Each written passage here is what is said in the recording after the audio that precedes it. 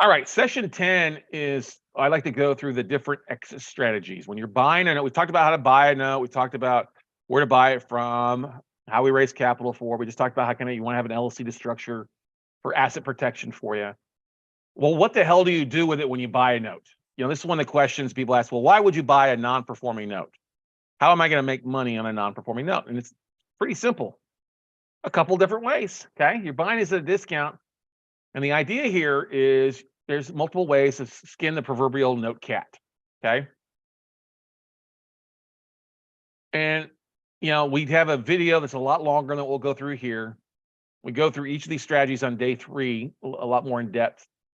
But let me go through these things with you. You can wholesale the note, and that's basically you can flip the contract. Pretty simple, not hard to do. You can wholesale a note like you wholesale a piece of property. Put it under contract, you flip the contract for a commission, okay? And that flat commission could be $500 or more. It could be a percentage, 1 to 3 points, based on the funding amount. Performing notes, if you flip a performing note, it's 1% usually the funding amount. If it's a non-performing, it could be 2 to 3, just based on what's going on. If you're gonna wholesale it, sometimes you'll do a double closing where there's 2 contracts. I'll do this with somebody if I don't know you, and I've never closed a deal with him before. I'll have a contract from the seller to me, and I'll create a contract from me to the seller.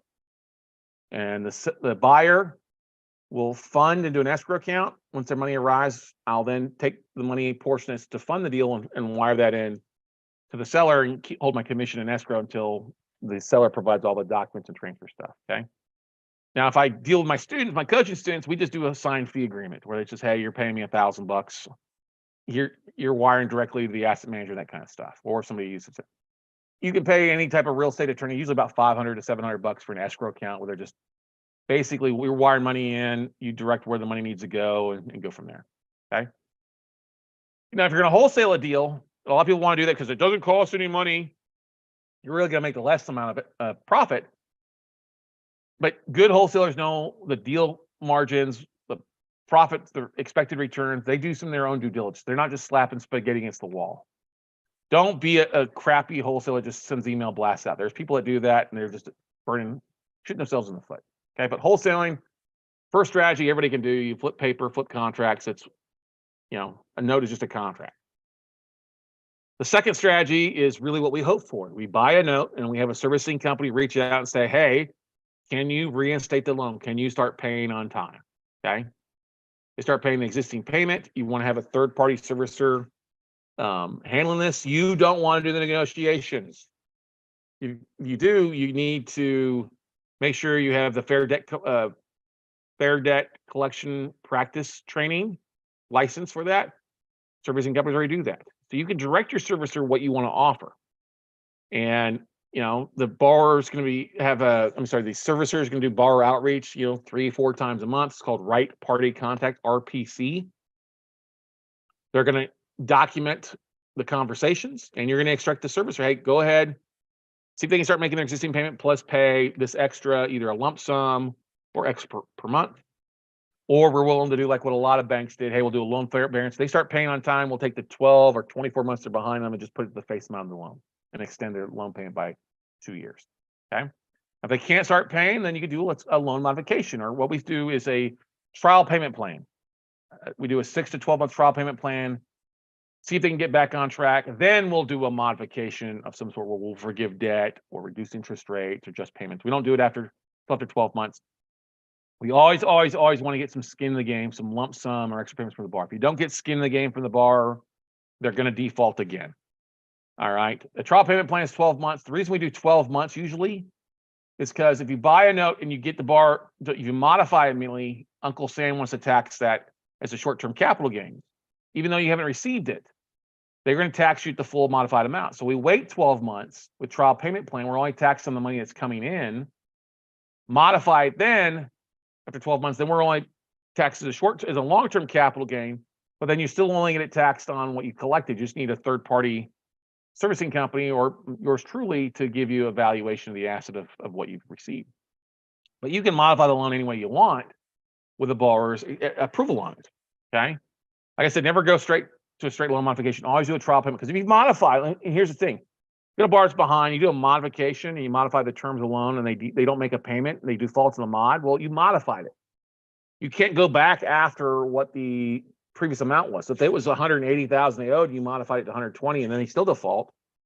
You can't go after them for 180, you can only go after 120, and you've got to wait the 90 days now before you start the foreclosure process. Whereas if they've already behind 90 days, start the foreclosure process immediately, you can always delay it or pause it while they complete the trial payment plan. Okay. And your attorney is going to create the documents, your servicer is going to create it as well, and they'll send it out for signage in the bar to sign off on loan mod. Sometimes you'll offer a loan payoff.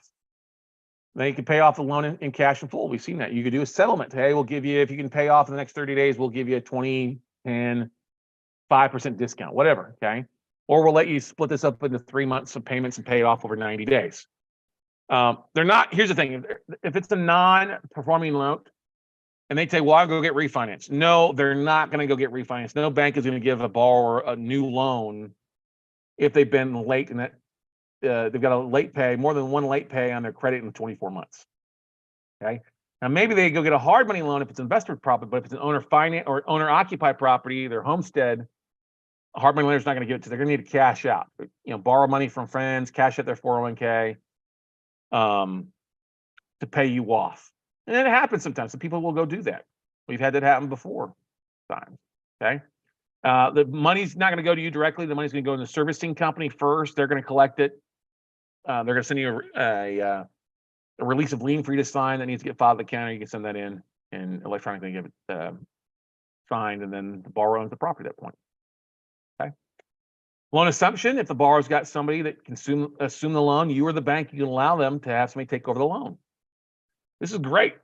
I like doing this, and people forget about this exit strategy. But if you've got elderly who's got family members or friends or somebody wants to, take over the property subject to the existing loan, I'll let them do it all day. No need to fill out, you don't need to qualify for a new loan because they're taking over the existing loan. So you just need to have them fill out a loan application form or a financial document, whatever you want to use, with their information, their social security, birth date, all that stuff. Making sure that they afford it as well. You're not refinancing. You're not creating a new loan. So there's no NMLO required then. This existing loan, you're not originating a new loan. Okay. Now, if you did originate a new loan, yes, you would need to hire an NMLO to do that, but not modifying or doing a loan assumption. Because they're assuming they're keeping the existing payment terms, all that good stuff. Okay. And what's great is the borrower could literally just quick claim it to the new note payer, and then they're off and running. Now, this is when you're looking at due diligence and you see like your borrower name on the spreadsheet on the mortgage is one name, but the county says a different name. You got to double check that. That's a user red flag for either A, the borrower quick claimed it over and somebody else is now taking over the property, or B, it went to tax sale and your note got wiped out in a tax sale, or it went to tax sale and you better double check to see if there's a redemption period for you to pay those taxes or reclaim the ability on that stuff. So loan assumptions will happen some of the time. Not as often as the rest, but it's still a strategy. Of course, if they can't pay, you can't modify, don't have somebody take over the payments, and they owe more than the property's worth, you could always do a short sale. Or if they have equity, you could just sell the property. But a short sale is where they owe more than the property's worth. And so you, the bank, are technically taking a short. They owe 150, the house is worth 120. You're allowing them to sell it below the 120. You, the bank, has to approve the short.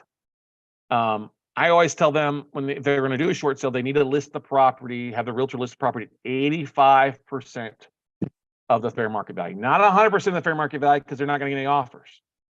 Okay, nobody wants to wait 90 days for a third-party approval required for the full value. The reason we listed at 85% of fair market value, you got to dictate this. You got to tell the realtor, you got to pound their head, listed at 85% of fair market value on the MLS, because that way you'll get foot traffic. People will say, oh, this might be a deal. I'll take a look at it. Then you may have multiple offers that are bidding against each other, and then you're only settling for a 5 or 10% short. You also want to make sure the realtor is not booking showing appointments around the borrower's schedule. You want the property to be viewed anytime. If the borrower is going to be a pain in the ass, then you say, listen, we're not doing a short sale, then I need you to go to the next strategy, which would be a deed in lieu or cash for keys. Okay? And yes, you as the bank, you can actually reduce realtor commissions down to 4% total. So 2% aside in a short sale. You're going to take a loss or you're going to bleed. Everybody needs to bleed. Okay. If you don't get any showings for doing these things in 2 weeks, then like I said, move on to the next exit strategy, let the borrower walk, get up my if I don't have an offer in 30 days, if we have some showings and we don't get any offers, I'm just like, listen, it's not going to sell. Let's just go ahead and have you get out of the property. I don't want this thing to drag on for 6 months or 6 years at all. Okay. And then if you want to, you can 1099 the borrower for whatever the loss is. They can write that off. Or if they file, I think it's an IRS form 928, they can show to be, it's an insolvency form. They won't have to pay any tax on it. But this is a really valuable thing for you because if you're making profits, you want to be able to reduce your profits. So you can essentially send them a 1099 that goes against your profit. So it's a write-off. You may not get, since you own the note, you may not get, being able to depreciate the asset like you would if you own the real estate, but you can still write off a lot of these losses you take. That on paper, that reduces your profitability. And you just need a good accountant or bookkeeper to go through that stuff with you. Okay. Like I said, if you can't sell it on a short sale, then you want to do a deed in lieu, a foreclosure, or a cash for keys. You're letting the borrower basically walk away scot-free. You're forgiving the debt. They deed the property back to the bank, which is great. You want to make sure if you're going to accept a deed in lieu or you're going to give them some cash to walk, make sure it's in clean condition. Okay. Clean condition, because the minute they sign a deed in lieu to you, you are the owner of the property. Now they could all deed the property back to you and walk away right now. And I don't understand why some people don't do that because they avoid a foreclosure on their record. It's great. Then you're forgiven some debt and you're good to go. We'll do cash for keys starting at $500. We've done up to 10,000 before because there was a ton of equity in the deal and we wanted to get in and out. It was going to cost us 10,000 to foreclose, so we'd rather do it in 30 days versus 6 months. Somebody wants $5,000, we'll look at taxes. Well, you owe 3 years in back taxes. That's coming off the amount. Okay. But it's clean swept. We may give them $500 to sign a deed in lieu, and then we'll give them the rest of the money when they're moved out in a week or two. But you always got to double check title. Make sure you pull a title report to make sure there's not any like junior liens or second mortgage on the property. If there is any liens on it that are going to now fall into the first lien position, if you accept a deed in lieu, you wouldn't do a deed in lieu, you would do a consent to judgment or a cash for consent where they're agreeing to a judgment in the first lien position that you then take to the attorney, to your attorney to present to the judge to help expedite the foreclosure on the junior lien. Okay. Always pull title, double check that, and then always take internal photos before you accept it. Because here's the thing. If you got insurance and need some work, you're going to want to basically make sure you have internal photos to know what you're walking into and go that route. Okay. If you don't want to foreclose, you don't want to own the asset, but you've bought it and you worked some work through it, you could always sell the asset to another investor. This happens pretty often. You've created value in knowing which way the deal's going to flow. Now, a lot of hedge funds do this. They'll buy a portfolio of notes. For 90 to 120 days, they will do actively a lot of aggressive borrower outreach to the borrowers, trying to get them back on track, modifying and reinstating, doing that stuff. The borrowers that don't respond, that they now have to start the legal process, they'll turn around and try to sell those deals to investors like you and me. That's fully fine. I'll buy in areas that I'm comfortable foreclosing in. I'll know markets, and so they would rather still make a 10% return. Say they bought it at 50 cents and they sell it at 60 cents on the dollar. They made 10% return in 90 days. Well, that's really a 40% annualized return. Okay. You often see this, especially with a lot of lenders who have assets in longer foreclosure states, judicial states, because they don't want to deal with it. They really get cash in and then put that money back to work. And it's a strategy out there. Sell to local investors. If you've got a troubled borrower, sell it to somebody local, let them deal with it. Especially like if it's in Chicago, get rid of it. We market these deals on meetup groups. You could do on Craigslist, which is a little more difficult, but different real estate investment groups or different note investing groups across the country. And you say handyman special was like Ron LeGrand's favorite thing. Oh, I got a handyman special for you to buy. Take over the legal and finish the foreclosure. You may want to reach out to your realtor. Maybe they've got investors that would be glad to take over that asset, finish the foreclosure, and it becomes an REO listing for the agent. Okay, 9 happens a lot of time. It's the foreclosure. If you've exhausted all your other ways of borrower outreach, deed in lieu, reinstatement, short sales, payoffs, assumptions, cash for keys, the borrower's still not playing ball, and they're being a pain in the ass, and you're going to foreclose. Non-judicial states will have faster cheaper foreclosures, they'll start like $1,000 here in Texas, all the way up to like $2,500, $3,000 in other states. Judicial foreclosures are usually going to start at $2,500 and go up from there. Okay.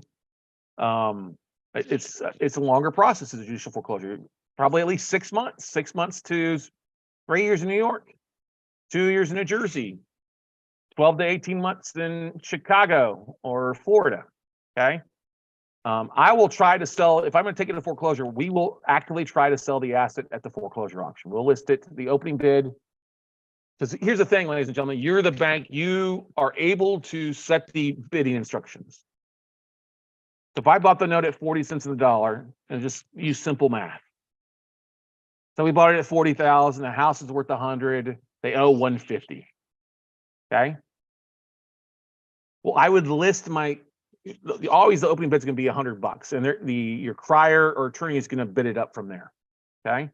So I would tell my attorney, hey, anything above 75,000, I'm happy with. All right. If we get to 75, you get a bidder at 75,100. Let's get done. I'll take my 35,000 in profit and move on. And if you see multiple bidding and get bidding back and forth, that's great. But if you don't, if nobody bids at the 75, then I end up taking the asset back. And now I got to list it, clean it up, and sell it as an REO. But you can, I always say, like, bid it up to 80, 90 and get rid of it. Because here's the thing, if you can get rid of it at the auction, you get cash now. Versus you take the asset back, now you got to fix it up and clean up, and then you still got to lose 10% in closing costs and commissions. Now, sometimes you want to foreclose and take it back because there's a lot of upside. Other times you don't. It all depends on an asset by asset basis. Okay. And you can do whatever you want with that asset. If you want to keep it as part of your rental portfolio, if you want to, if you buy in a note and you want to keep it in your rental portfolio, then I wouldn't put the opening, my max bid at 75,000. I say, oh, I want to own this asset. I want to own it for myself. Then they owed 150. I'd make the offer 150, the highest, because nobody's going to bid on that because the house is only worth 100, right? But the opposite, if there's equity, it's worth 150, and I'm only owed 100. The max I can bid is 100. Anything above 100, it probably is going to sell, and it's going to go to the owner. I'm only going to get 100,000. It sells for 120. That 20,000 equity above what is owed is going to go to the borrower, not to you. Okay. The foreclosure basically cleans the title out. The taxes are going to be paid. School taxes, something going to be paid. It's going to wipe out any junior liens. It's not going to expire usually. Like I say, tax liens or water liens a lot of times. But when you do take it back as an REO, make damn sure you go slap a lien against the property to protect your equity. And I say slap a lien on there for 125%. You can always reduce that, but have your attorney slap a lien on the property to protect that equity. You don't want some of these fraudulent companies that are going out and finding foreclosures and slapping a $10,000, $20,000 lien against the property, hoping that you'll settle with them versus taking the time to, expunge that fraudulent lien. It happens. It's an asset protection strategy. Okay. 10, it's kind of the deal coming full circle. I mean, you buy a non-performing note, you get the borrower back on track, you hold the deal for 12 to 18 months. That non-performing note is now a performing note. If they've got 6 to 12 months of on-time payments, it's with a third-party servicer to add value to that. So somebody else is collecting payments. Now you can turn around and sell that note off the P&I amount, not the modified. And if it's a permanent modification, yes, you'd sell it off the modification deal. But if the borrower's paying like $200 extra on top of the normal payment, you're just going to sell off the normal payment, not the extra monthly. And you're going to sell it off the unpaid balance, not usually the legal balance. Okay. Now, if the legal balance is way above the value, then you got to sell this percentage of the value. The value is less. Okay. Borrower may still technically be behind if they haven't paid in 2 years, but they start paying now on time for 6 to 12 months. I would still sell it as a reperforming. You could always take the 12 months and put it towards the face amount of the loan and go from that route. But if somebody's paying on time for 12 months, most servicing companies, if a borrower's making 3 on-time payments, even if they're still behind, they would treat that as a performing note and reduce the servicing costs. Okay. Now, number 11 is kind of a bonus. Bankruptcy loan. What happens if a borrower files bankruptcy? Well, guess what? You got to have a bankruptcy attorney in that state to collect. Your servicer can help you with that. But you're going to have them either file a BK Chapter 13 or a Chapter 7. Now, BK Chapter 13, the beautiful thing, if somebody files bankruptcy, you now have an attorney to talk to. Your attorney, your servicing company can talk to the bankruptcy attorney. and can negotiate. You do a mod, you could have them remove the mortgage from the bankruptcy if they're still paying on time. BK Chapter 13, they're usually going to file a 5-year payment plan to pay back what they're paid. So it's a modification. They're going to pay their existing payment plus some extra, get caught back up on. And there's a lot of funds that like buying BK Chapter 13s because it's a payment. Now, if they don't follow through the payment, they'll be discharged and then bankruptcy kicked out, then you can finish the foreclosure. If the payment plan they come up with is bad and just doesn't make any sense, you can always not approve it. You just got to have your trustee who's representing you file that with the courts. Like I said, there's a lot of Wall Street firms looking for BK Chapter 13 loans out there. I had a buddy of mine who ran a $150 million BK fund. That's all they bought was BK Chapter 13. And like I say, if they fail through their plan and stop making payments, get the discharge and then finish the foreclosure. Okay. BK Chapter 7 is basically a liquidation of debt. You're going to take the property back. Borrower family does not get to keep the house. Basically they're signing the property over and or you're foreclosing, and it becomes your REO to do what you want to. Okay. You can accept a deed in lieu in foreclosure, or foreclose if the borrower does not comply. Okay. Questions about the different exit strategies? I know I went through this kind of fast, but we go through a lot longer on day 3. And I want to say it's at Note Investing, it's kind of like choose your own adventure. Sometimes you can dictate which way the borrower goes. Other times you still have to give the opportunity to the borrower to come to the table and make up the payment. We've had that happen sometimes where they come up with a huge chunk of payments and reinstate the loan the week of the foreclosure. That's fine. You can always delay the foreclosure auction. All right. You can always stop it if they start paying on time, but I like to pause it while we're going through a trial payment plan. Okay. The servicing company, Mark Brewer asked a question, who reports the payments to the credit bureaus? The servicing company. You can actually have the servicing company report it to the credit bureaus if you want. Some servicers report to one, some report to all 3. It is an additional fee on top of your servicing costs for them to report to credit. You can also have your servicing company monitor taxes, collect escrow, monitor the insurance. These are all things you'd have your servicing company do.